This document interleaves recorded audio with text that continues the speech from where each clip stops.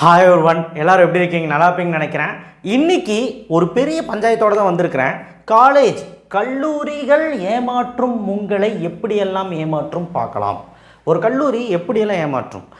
Sir, கல்லூரினால ஏமாற்றுவாங்களா? அப்படி கிடையாது. நான் எல்லா கல்லூரியும் தப்பு சொல்லலை. அண்ணா யூனிவர்சிட்டி கீழே இருக்க 450 கல்லூரிகள் இருக்குது. இந்த 450 கல்லூரிக்குமே நான் வந்து அப்படி சொல்லலை.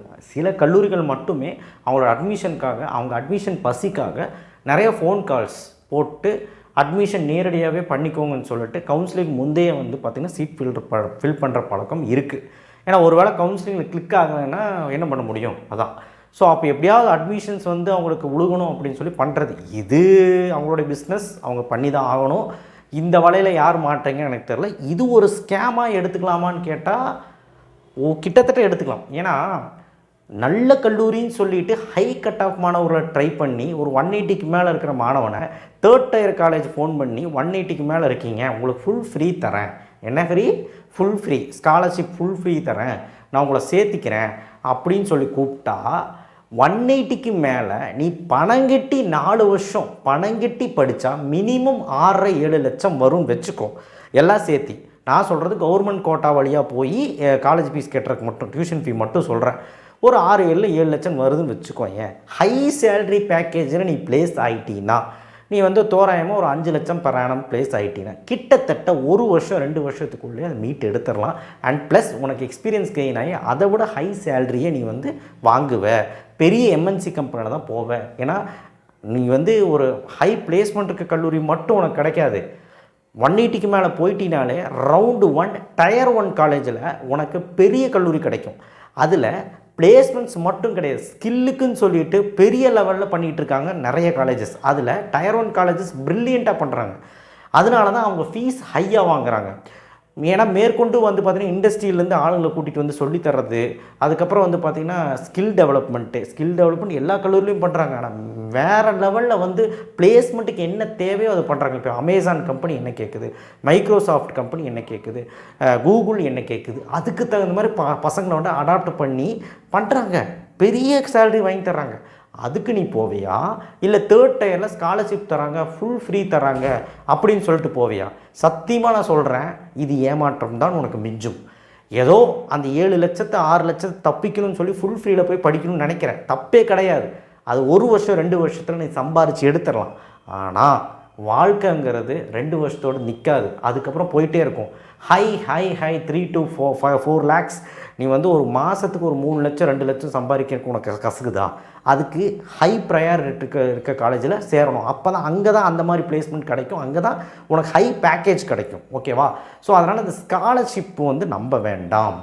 ஓகே, அவங்க கூப்பிட்றாங்க அப்படின்னா ஓகே, நாங்கள் கவுன்சிலிங்லேயே பார்த்துக்குறோன்னு சொல்லுங்கள், அவ்வளோதான். இந்த ஸ்கேமில் போய் மாட்டிக்கிறது, ஸ்கேமுன்னு சொல்கிறத என்னன்னு சொல்கிறதுன்னு தெரில. இதில் எதாவது மாட்டிக்கிறதா அப்படின்னு கேட்டால் மாட்டிக்க கூடாதான் இன்னும். இது பெரிய ஒன்று.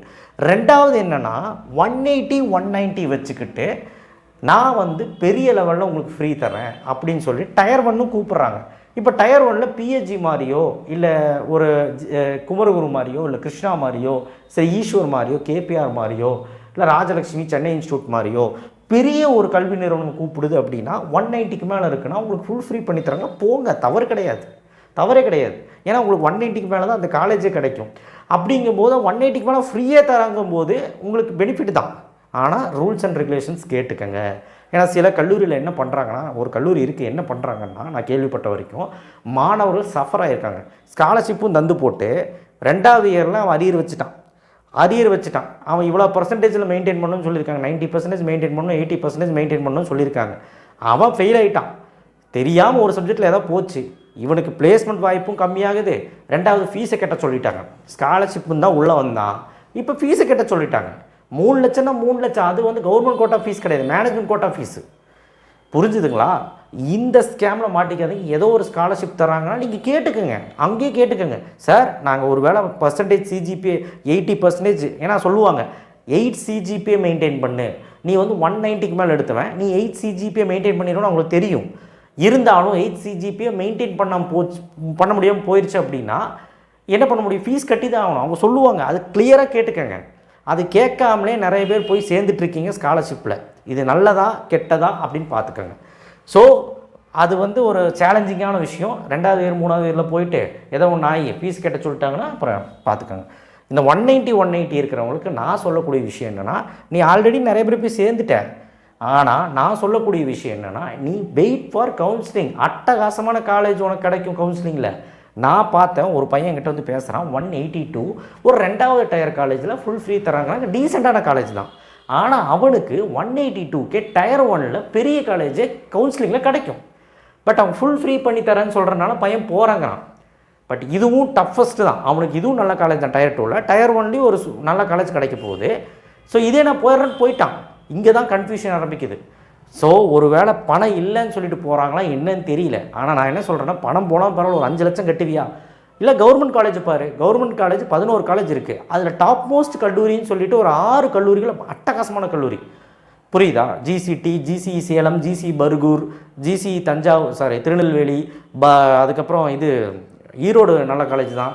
அதுக்கப்புறம் உங்களுடைய தந்தை பெரியார், அழகப்ப செட்டியார், இதெல்லாம் பெரிய பெரிய காலேஜ். இங்கே ஹையஸ்ட் சேலரி பேக்கேஜாக 30-40 வாங்கி தர மாட்டாங்க. ஆனால் டீசெண்டான பிளேஸ்மெண்ட் இருக்கும். அதுக்கு தான் கவர்மெண்ட் கொஞ்சம் பயப்படுறாங்க கவர்மெண்ட்டை சேர்றதுக்கு. பட் ப்ரைவேட் இன்ஸ்டியூஷனில் பெரிய காலேஜில் போய் சேர்றீங்கன்னா கண்டிப்பாக ஹையஸ்ட் சேலரி பேக்கேஜ், பெரிய பேக்கேஜ் உங்களுக்கு கிடைக்கும். நல்ல கம்பெனியில் ப்ளேஸ் ஆவீங்க. ஸோ பிளேஸ்மெண்ட் வச்சு மட்டும் நான் சொல்லலை, நிறைய விஷயங்கள் வச்சு தான் சொல்கிறேன். இந்த 180 இருக்கிறவங்க தயவு செய்து ஸ்காலர்ஷிப்பில் ஏமாந்துட வேண்டாம். அந்த கல்லூரியோட தரத்தை பார்த்து போய் சேர்ந்துக்க. பெரிய கல்லூரியில் கூப்பிட்றாங்க, உங்களுக்கு பிடிச்சதுன்னா போய் சேர்ந்துக்க. சுமாரான கல்லூரி ஒரு 3rd டயர் கூப்பிட்றாங்கன்னா யோசிக்கணும். 2nd டயர் கூப்பிட்றாங்கன்னா நீ கன்ஃபியூஸ்ட் ஆயிடுவேன். தயவு செய்து நான் என்ன சொல்லுவேன்னா, என்னோட ஆப்ஷன் என்ன, நீ 5 லட்சம் 6 லட்சம் போனாலும் பரவாயில்ல, 4 வருஷத்துக்கு ஒரு பெரிய கல்லூரியில் போய் படின்னு தான் சொல்லுவேன். உனக்கு எப்படினாலும் ஆப்பர்ச்சுனிட்டி காத்துக்கிட்டு இருக்கும். டயர் 2ல் போனேன்னா உனக்கு ஆப்பு ரெடியாக இருக்கும். ஒருவேளை நீ அரியர் வச்சுட்ட அப்படின்னா, வைக்க மாட்டேன் இருந்தாலும் வச்சுட்டு அப்படின்னா அதுக்கும் சேர்த்து அதை ஆப்படிச்சு விட்ருவாங்க. உங்களுக்கு பிளேஸ்மெண்ட்ஸ் இன்கமிங் வந்து பார்த்திங்கன்னா, உங்களுக்கு பெரிய காலேஜில் அதிகமாக ஃபீஸ் வாங்குற காலேஜ், இப்போ சென்னை இன்ஸ்டியூட்லாம் அதிக ஃபீஸு, ராஜலட்சுமிலாம் அதிக ஃபீஸுன்னு சொல்கிறீங்க. பட் இங்கெல்லாம் வந்து பார்த்திங்கன்னா பிளேஸ்மெண்ட் அவன் அவ்வளோ வாங்கி தரான், கம்பெனிஸை கூட்டிகிட்டு வரான். ஸோ இது வந்து அந்த காலேஜினால் பண்ண முடியல. என்ன காரணம் கேட்டால் நம்ம ஃபீஸ் அவ்வளோதான் வாங்குறான், டொனேஷன்ஸ் வாங்குறது இல்லை, கம்மியாக தான் வாங்குறாங்க. இதுதான் வித்தியாசம். பிஸ்னஸ் தான் எல்லாமே. ஆனால் அப் டு லாஸ்ட் உங்களுக்கு வந்து ஒரு நல்லது நடக்கும், அவ்வளோதான். ஸோ கொஞ்சம் யோசித்து முடிவெடுங்க இந்த ஸ்காலர்ஷிப் மேட்டரில். அண்ட் மோர் ஓவர் இந்த லோ கட் ஆஃப் மாணவர்கள் டார்கெட் பண்ணுறது. இந்த லோ கட் ஆஃப் மாணவர்கள் யார்? 150 கீழே இருக்குது, 110, 108, 120. பாவம், எல்லா காலேஜ்லேயும் போய் கெஞ்ச வேண்டியது. அவங்க அதை யூஸ் பண்ணி சர்டிஃபிகேட்ஸையும் ஃபீஸையும் வாங்கிக்கிறாங்க. ஒரு 10,000 கெட்டு, ஒரு 20,000 கெட்டுன்னு சொல்லிட்டு வாங்கிக்கிறாங்க. சர்டிஃபிகேட்ஸையும் வாங்கிக்கிறாங்க. நீ வந்து எந்த காலேஜுக்கும் போக முடியாது. இன்னொரு கவுன்சிலிங் ஸ்கேம் இருக்குது பாருங்கள். கவுன்சிலிங்கில் வந்து நீங்கள் போட்டுருவீங்களாமா அந்த காலேஜுக்கு ஸ்கேமோட கவுன்சிலிங் ஸ்கேம் ரொம்ப அதிகம். கவுன்சிலிங் ஸ்கேம் வந்து பார்த்திங்கன்னா, நீங்கள் அந்த கல்லூரியை சாய்ஸ் பில்லிங்கில் போட சொல்லுவாங்க. நீங்கள் எந்த கல்லூரி இப்போ போய் அட்மிஷன் போட்டுக்க அந்த கல்லூரி போட சொல்லுவாங்க. அந்த கல்லூரியை கிடைக்காம போனால் மேனேஜ்மெண்ட் கோட்டாவாக கன்வெர்ட் பண்ணிடுவாங்க. அந்த கல்லூரி கிடச்சதுன்னா கவர்மெண்ட் கோட்டாவை கன்வெர்ட் பண்ணியிருக்காங்க. விச் மீன்ஸ் ஃபீஸ் கொஞ்சம் வேரி ஆகும். இதுதான். இதுக்கு ஓகேனா மட்டும் நீங்கள் வந்து போய் சேருங்க, ஓகேவா? அண்ட் சில கல்லூரிகள் நினச்ச கோர்ஸே எடுத்துற மாட்டாங்க, கவுன்சிலிங்கில் கிடைக்காது சில டைம். அதுக்கு வந்து கண்டிப்பாக வந்து பார்த்திங்கன்னா மேற்கொண்டு நீங்கள் வந்து என்ன பண்ணுவீங்க, ப்ரெஷர் ஆகிக்குவீங்க. இப்போ சிஎஸ்சி வேணும்னு சொல்லி போகிறீங்க, கவுன்சிலிங்கில் நான் போட்டு எடுத்துக்கிறேன்னு சொல்லி இங்கே ஒரு 10,000 கட்டி வச்சுக்கிறீங்க. சிஎஸ்சி கிடைக்காம ட்ரிபிள் தான் கிடைக்கும்னு சொல்லுதுன்னா, காலேஜ் சொல்லுதுன்னா, சரி நீங்கள் சிஎஸ்சி எடுத்துக்கோங்க. ஆனால் சிஎஸ்சி இப்போ சீட் இல்லை, நல்லா கேட்டுக்கோங்க. சிஎஸ்சி இப்போ கேட்டு போகிறீங்க, உங்களுக்கு போதுமான பணம் கட்ட முடியல, அதுக்கு நான் கவர்மெண்ட் கோட்டா வழியாக போகிறேன், ஒரு புக் பண்ணி வச்சுக்கிறேன். இப்போ ஒரு 10,000 கட்டி புக் பண்ணி வச்சுக்கிறேன். இதுதான் ப்ரீ புக்கிங் சொல்கிறது. புக் பண்ணி வச்சுக்கிறேன் அப்படின்னா அந்த சீட்டு போகாது. ஆனால் நீங்கள் சிஎஸ்சிக்குன்னு கொடுக்கலல்ல, நீங்கள் வந்து என்னென்னு கொடுத்தீங்க, நான் வந்து இப்போ ஏதோ ஒரு கோர்ஸ் புக் பண்ணி வச்சுக்கிறேன், நான் கவுன்சிலிங்கில் அந்த ஆர்டரை போடுறேன். ஒரு வேளை கவுன்சிலிங்கில் சிஎஸ்சி கிடைக்கலனா, மேனேஜ்மெண்ட் கோட்டாலையும் கிடைக்காம போச்சுன்னா, மேனேஜ்மெண்ட் சீட்டு முடிஞ்சிருச்சுன்னா என்ன பண்ணுவாங்கன்னா அடுத்த கோர்ஸ் தந்துடுவாங்க. ஈசியோ இல்லை ட்ரிபிளியோ கொடுத்துருவாங்க. சோஃபார் வந்து பார்த்தீங்கன்னா ஈசியோ ட்ரிபிளியோ கொடுத்தாங்கன்னா நீங்கள் ஒத்துக்குவீங்களான்னு தெரியல, ஒத்துக்கிட்டு எடுக்கிறவங்க இருக்காங்க. ஸோ இந்த ஒரு கன்ஃபியூஷன்ஸும் இருக்குது. ஸோ கொஞ்சம் பார்த்துக்கோங்க. அண்ட் ரொம்ப ரொம்ப முக்கியம், கவுன்சிலிங் ஸ்கேம், காலேஜ் ஸ்கேமோட கவுன்சிலிங் ஸ்கேம் அதை விட ஏதாவது ஒரு தேர்ட் பார்ட்டி இருப்பாங்க. தேர்ட் பார்ட்டி என்ன பண்ணுவாங்கன்னா, தேர்ட் பார்ட்டினா யாராவது ஏஜெண்ட்டாக இருக்கலாம், இல்லை ஏதாவது இருக்கலாம். நீங்கள் யார்கிட்டயே ஹெல்ப் கேட்டிருப்பீங்க, யாராவது கூட இருக்கலாம், இல்லை உங்களுக்கு தெரிஞ்சவங்களாக கூட இருக்கலாம், இல்லை காலேஜாக கூட இருக்கலாம், என்னவா கூட இருக்கும். சாய்ஸ் பில்லிங்னா நல்ல காலேஜெல்லாம் போட்டுப்பீங்க, 180 கட் ஆஃபாக இருக்கும். திடீர்னு ஒரு 3rd டயர் காலேஜ் இங்கே வந்து வைப்பீங்க. கரெக்டாக கம்ப்யூட்டர் என்ன பண்ணுவோம், ரேங்க்குக்கு தகுந்த மாதிரி பார்த்துக்கிட்டே வரும். திடீர்னு பார்த்தா இதெல்லாம் பெரிய பெரிய காலேஜாக இருக்கும், இங்கே வந்து லோ கட் ஆஃப் காலேஜாக இருக்கும். ஸோ இது பார்த்தீங்கன்னா இது கிடச்சிரும் தானே, ரேங்க்கு பெரிய ரேங்க்கு முன்னாடி இருக்க திடீர் லோ கட் ஆஃப் காலேஜுக்கு வச்சோம்னா இது கிடச்சிரும் தானே, கம்ப்யூட்டருக்கு என்ன பண்ணிடும், கிளிக் பண்ணி எடுத்துரும், கீழே போகாது. உடனே என்ன ஆகும்னா உனக்கு இந்த காலேஜ் அலர்ட் ஆயிரும், அந்த காலேஜ் எடுத்து தான் ஆகணுங்கிற கட்டாயத்துக்கு தள்ளப்பட்டுருவேன். அவ்வளோதான், நடுவில் வச்சு விட்டா உன் வாழ்க்கையே முடிஞ்சுது. ஸோ இந்த விஷயமும் நடக்கும். ஸோ இதுவும் வந்து ஒரு விதமான ஸ்கேம் தான் அப்படின்னு நான் சொல்லுவேன். பட் சாய்ஸ் பில்லிங்கில் அதுக்கு தான் சொல்கிறேன், லாகின் ஐடி பாஸ்வேர்டு வந்து யாருக்கும் ஷேர் பண்ணாதீங்க. வந்து டிஎஃப்சி சென்டரவே ஷேர் பண்ணக்கூடாதுன்னு தான் சொல்கிறாங்க. ஸோ காலேஜில் எப்படியெல்லாம் ஏமாற்றுவாங்க, உங்களை மண்டையை கழுவி கூப்பிட்டு சர்டிஃபிகேட்டையும் ஃபீஸையும் ஏதாவது விதத்தில் கட்ட வச்சுருவாங்க. கட்டிட்டு அதுக்கப்புறம் நீங்கள் வந்து கவுன்சிலிங் கிடைக்கலாம், மேனேஜ்மெண்ட் கோட்டாவை கன்வெர்ட் பண்ணிக்கிட்டு அந்த காலேஜில் படிச்சு தான் ஆகும். என்ன காலேஜ், எந்த தரம் வாய்ந்தது, எந்த டயரு, என்ன பிளேஸ்மெண்ட்டு, அதெல்லாம் தெரியாது, யாரோ சொன்னாங்கன்னு போக வேண்டியது.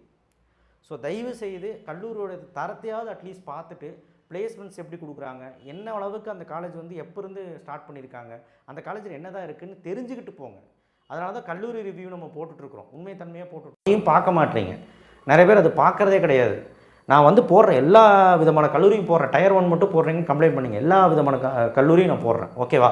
ஸோ அப்போது கல்லூரி ஏமாற்றினாலும் கவுன்சிலிங்கில் வந்து பார்த்திங்கன்னா உங்களுக்கு இடைத்தரகர்கள் அப்படின்னு சொல்லக்கூடிய ஏஜென்ட்ஸ், அதுக்கப்புறம் வந்து காலேஜ்லேயே வந்து ஏமாற்றுவாங்க. இல்லை உங்களுக்கு தெரியாமல் கூட நீங்கள் வந்து ஏதோ ஒரு காலேஜ் உள்ளே வச்சிங்கன்னா கூட ஏமாந்து போயிடுவீங்க.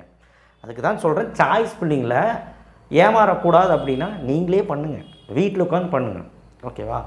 உதவிக்கு என்னை கூப்பிடுங்க, தப்புண்டை, ஏதாவது உதவி வேணுனாலும் கூப்பிடுங்க, அந்த டைமில் நம்ம வந்து உதவி பண்ணுவோம்.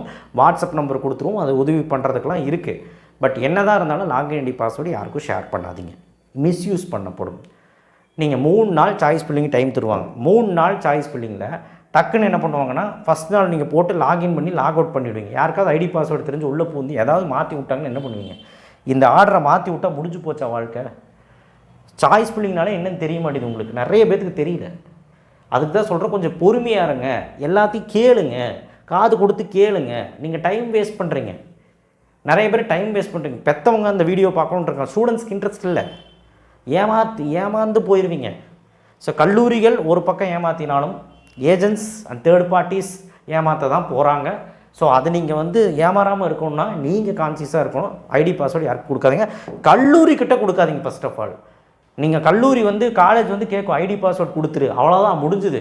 அங்கே கொடுத்துருக்கீங்கன்னா முடிஞ்சுது, சோழி முடிஞ்சுது, அவங்க தான் வைப்பாங்க. அது நீ மாற்றணும்னா ரீசெட் பண்ணி மாற்றிக்கோ. யாராவது மாற்றணும்னு நினச்சி 10,000 கட்டி புக் பண்ணியிருந்தால் 10,000 போய் தொலையுதுன்னு சொல்லி வெந்துரு. ஒரு 50,000லாம் கட்டியிருந்தால் ஒன்றும் பண்ண முடியாது. 10,000 கட்டிட்டு அந்த கல்லூரியை பற்றி தெரிஞ்சுக்க. அந்த கல்லூரி மோசமான கல்லூரி, உனக்கு பிடிக்கல விட்டுரு, அந்த 10,000 போய் தொலையுது. நீ எப்படியாவது வந்துரு, சர்டிஃபிகேட் மட்டும் கொடுக்காத, சர்டிஃபிகேட் திருப்பி தரமாட்டாங்க. நீ எப்படியாவது வந்துரு, ஒன்றும் பிரச்சனை இல்லை, ரீசெட் பண்ணிக்கலாம். பாஸ்வேர்டு எப்படி ரீசெட் பண்ணணுங்கிறது நான் தனி வீடியோவில் சொல்கிறேன். பாஸ்வேர்டு ரீசெட் பண்ணிக்கலாம், புரியுதா? ஸோ இவ்வளோ விஷயமும் இருக்குங்க, நிறைய விஷயங்கள் இருக்குது, நான் உங்கள்கிட்ட சொல்லணுன்ட்டு இருக்கேன். அதனால் தொடர்ச்சியாக நம்ம வீடியோவை பார்த்துக்கிட்டு வாங்க. ஸோ கல்லூரி மட்டும் இல்லாமல் கவுன்சிலிங்கும் ஸ்கேம் நடக்கும் அப்படிங்கிறது சொல்லியிருக்கேன். தயவுசெய்து உங்களுடைய சாய்ஸ் பில்லிங் நீங்களும் கரெக்டாக பண்ணுங்கள். ஒரு நல்ல காலேஜில் வச்சுட்டு ஒரு ஒன்றத்துக்கும் ஆகாத காலேஜ் உள்ளே தூக்கி வச்சிங்கன்னா உங்களோட ரேங்கிங்க்கு உங்கள் முன்னாடி இருப்பீங்க, திடீர்னு பார்த்தா அது வெளியே எடுத்து கொடுத்துச்சுன்னா அதுக்கப்புறம் அந்த கல்லூரி போய் பார்க்கும்போது அந்த பையன் ரொம்ப அங்கலப்படுவான், எப்பட்றா இந்த காலேஜில் நம்ம படிக்கிறது, எந்த ஃபெசிலிட்டிஸ் இல்லையே அப்படின்னு. அதுக்கப்புறம் டிபார் தான், நிறைய பேர் டிஸ்கன்டினியூ பண்ணவங்களாம் இருக்காங்க. ஸோ அதனால் தயவுசெய்து எவ்வளோ மாணவர்கள் தெரியுமா பணம் கட்ட முடியாமையோ இப்போ கல்லூரி பிடிக்காமையோ டிபார் ஆகிற டிஸ்கன்டினியூ ஆகிறாங்க. தயவுசெய்து வந்து அந்த ஒரு நிலைமைக்கு வந்துடாதீங்க, உங்கள் வாழ்க்கையே ஒரு வருஷம் வேஸ்ட் ஆயிடும். ஸோ இந்த வீடியோவை எல்லாத்துக்கும் ஷேர் பண்ணுங்கள். எப்படியெல்லாம் ஏமாற்றப்படுகிறார்கள் அப்படிங்கிறது நான் எனக்கு தெரிஞ்ச விதத்தில் சொல்லிட்டேன். ஸோ தயவுசெய்து இந்த வீடியோ எல்லாத்துக்கும் ஷேர் பண்ணுங்கள். ஏதாவது டவுட்ஸ்னால் நம்ம கூப்பிடுங்க, ஃபோன் எடுக்கலைன்னா சத்தியமாக வெயிட் பண்ணுங்கள், நிறைய பேர் கூப்பிட்றாங்க. எப்படியாவது உங்களுக்கு நாங்கள் காண்டாக்ட் பண்ண ட்ரை பண்ணுறோம். இல்லை நீங்கள் கூப்பிட்டுட்டே இருங்க, தொடர்ந்து கூப்பிட்டுட்டே இருங்க, கண்டிப்பாக ஒரு நாள் கால் அட்டன் பண்ணுவாங்க. ஏன்னா ஒரு ஆள் 2 ஆள் தான் அட்டனுக்கு வச்சுருக்கேன், நான் ஸ்டாஃப் வச்சுருக்கேன். ஸோ தயவுசெய்து என்னை மன்னிச்சிருங்க ஏதாவது தப்பு பண்ணியிருந்தால். அண்ட் மேற்கொண்டு இந்த விஷயங்களில் ஞாபகம் வச்சுக்கிட்டு கவுன்சிலிங் அட்டன் பண்ணுங்கள். வெற்றி நமதே. அண்ட் கண்டிப்பாக சப்ஸ்கிரைப் பண்ணுங்கள், ஃபாலோ பண்ணுங்கள், லைக் பண்ணுங்கள், எல்லாத்துக்கும் ஷேர் பண்ணுங்கள். நன்றி.